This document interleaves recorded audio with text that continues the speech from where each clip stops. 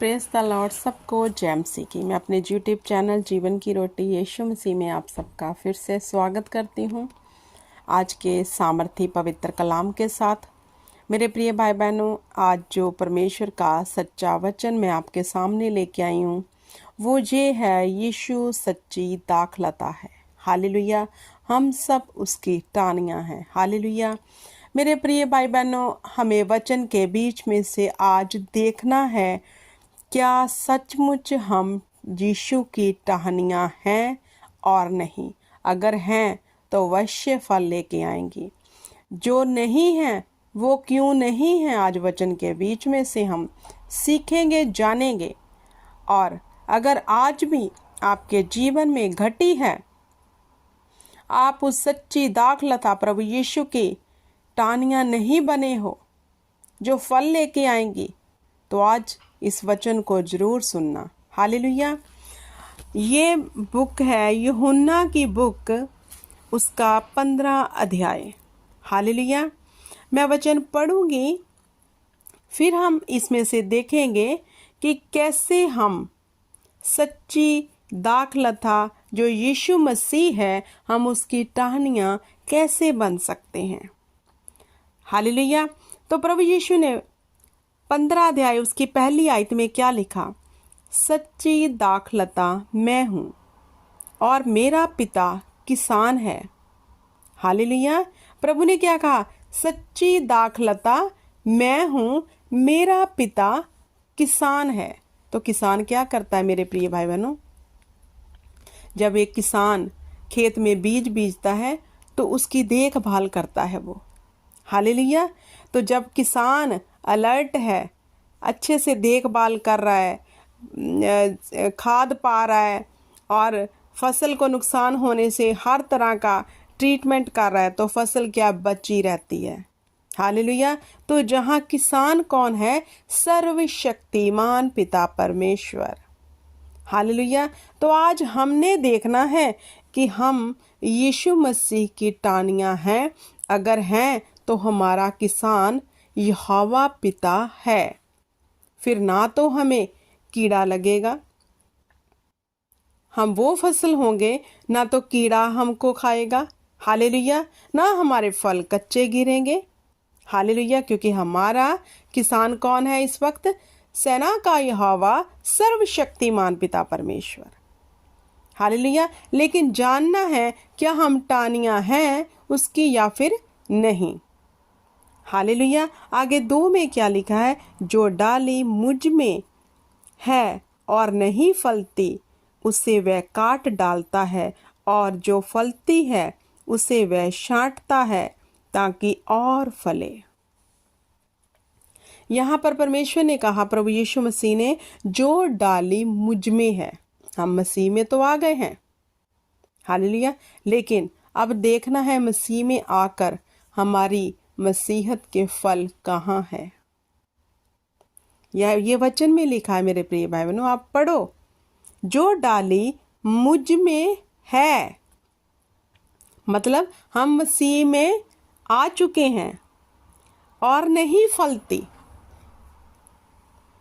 हम यीशु मसीह को मानने तो लग गए हैं, लेकिन हमारे अंदर कोई फल नहीं है। हमारे अंदर वो फल नहीं है जो परमेश्वर चाहते हैं। हमें ये बड़ा धोखा है कि हम मसीह में आ गए हैं, चर्च जा रहे हैं, हालेलुया, प्रार्थना कर रहे हैं, लेकिन क्या हमारा जीवन मसीहत वाला जीवन है, जो रियल आत्मा का जीवन होता है? अगर है तो हमारे फल नजर आएंगे। अगर फल रहते हैं हम, तो यीशु ने क्या कहा? उसे वह काट डालता है। हालेलुया। और जो फलती है वह छांटता है।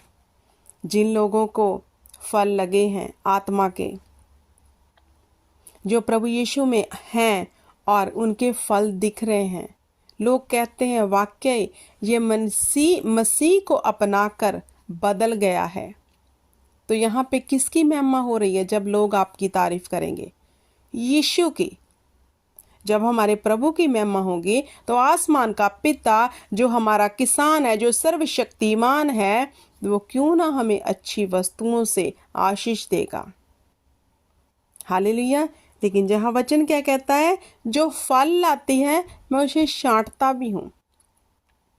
जब एक पेड़ है उस पे बहुत सारे पत्ते बढ़ गए हैं तो किसान क्या करता है, उसे छांटता है ताकि और अच्छे शेप में वो चला जाए।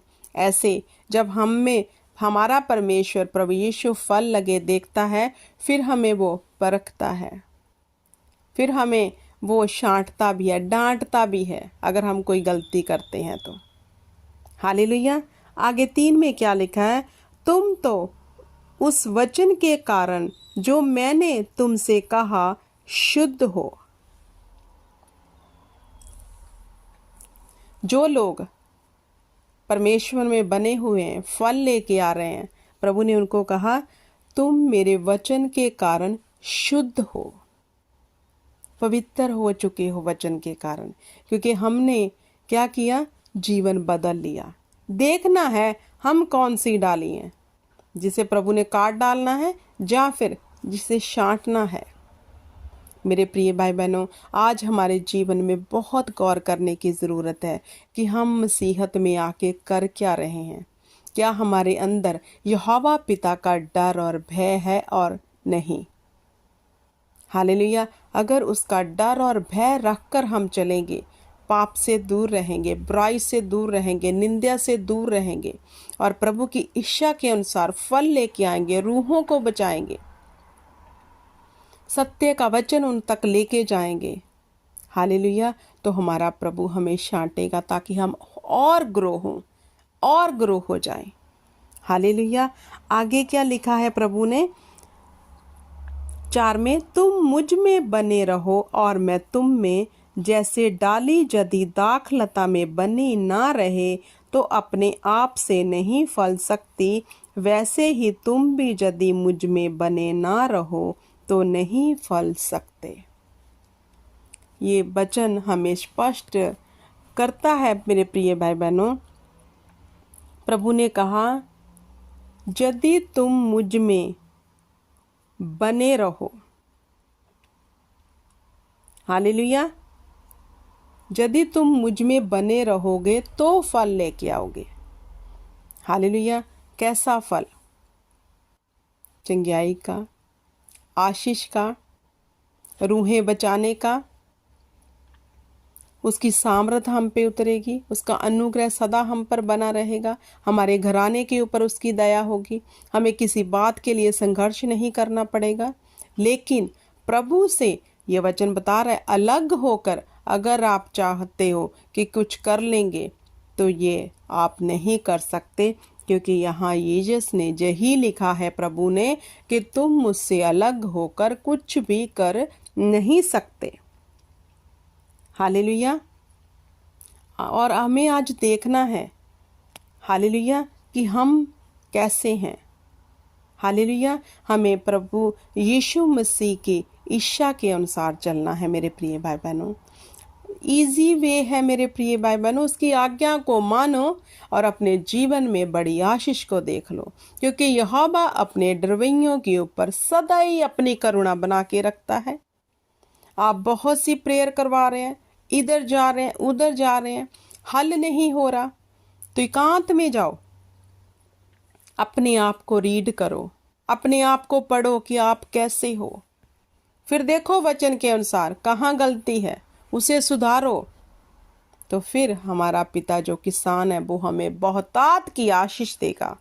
स्वर्ग से जो ऊपर से उतरता है वो उत्तम है, और उससे प्रभु कहता है जिसे मैं देता हूँ आशीष उसमें दुख नहीं मिलाता। हालेलुया। आगे 5 में क्या प्रभु यीशु ने कहा, मैं दाखलता हूँ, तुम डालियां हो। जो मुझ में बना रहता है और मैं उसमें बहुत सा फल फलता है। हालेलुया। जो अभी हमने पढ़ा है। हालेलुया। तो अभी हमें देखना है मेरे प्रिय भाई बहनों कि हम कैसे हैं। तो आगे शेप पढ़ते हैं, यदि कोई मुझ में बना ना रहे। यीशु ने कहा यदि कोई मुझ में बना ना रहे तो वह डाली के समान फेंक दिया जाता है। अगर हम परमेश्वर में बने नहीं हैं तो क्या उसका पावक रूह हमारी अगुवाई करेगा? क्या उसका आत्मा हमारी अगुवाई करेगा? नहीं करेगा। फिर हम एक अनाथ की तरह हैं, कभी उधर जा रहे हैं, कभी इधर जा रहे हैं, कोई वे नहीं हमारे पास। परमेश्वर ने कहा उस सूखी हुई डाली के समान जिसे लोग फेंक देते हैं, सिर्फ आग में झोंकने के काम आती है, फिर हम ऐसे बन जाएंगे। मेरे प्रिय भाई बहनों, क्या आप ऐसे बनना चाहते हो? हालेलुया। आगे क्या है? और लोग उन्हें बटोर कर आग में झोंक देते हैं और वह जल जाती है। हालेलुया।